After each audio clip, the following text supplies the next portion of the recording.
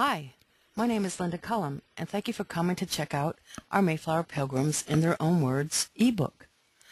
This ebook was put together with the help of Caleb Johnson, who edited these beautiful passages of letters and journals and books that the Pilgrims wrote and visitors who came to Plymouth Colony.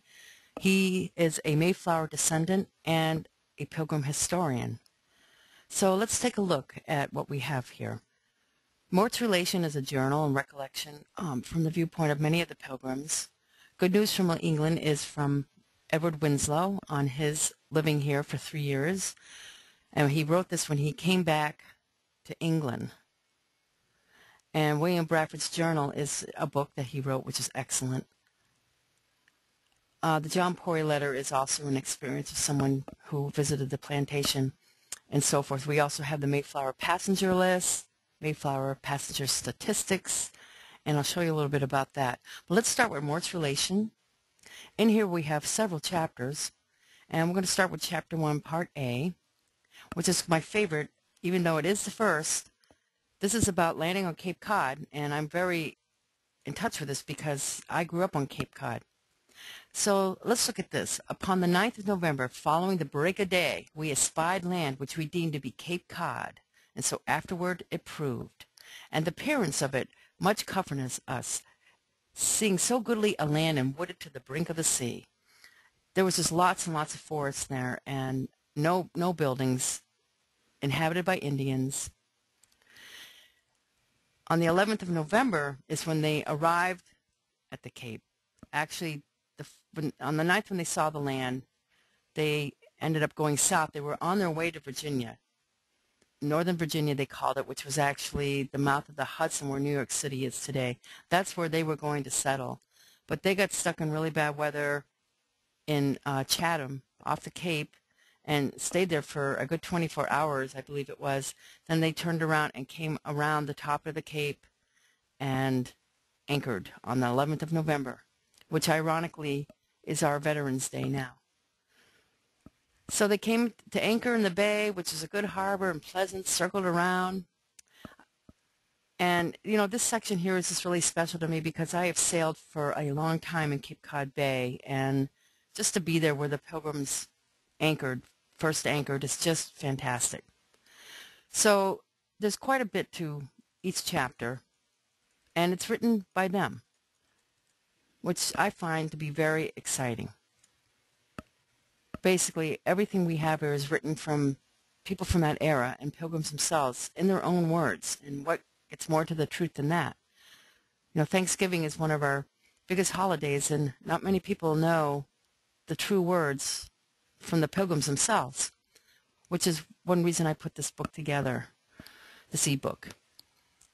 We want you to know that you can search anywhere and find something you were looking for. You can also print out anything that you like. For instance, if we went to Good News from New England, which is from Edward Winslow in Part A, say you would want to print this out, then basically you just go to Print Report and you add it there. You can add several of the reports. They call it a report, this thing, but basically it's the stories. And then you can preview it and you can print it out.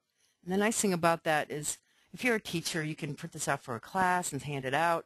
If it's a thing for family, you can print it out and read it at home around the fire, especially around Thanksgiving, and hear the true words of the Pilgrims themselves.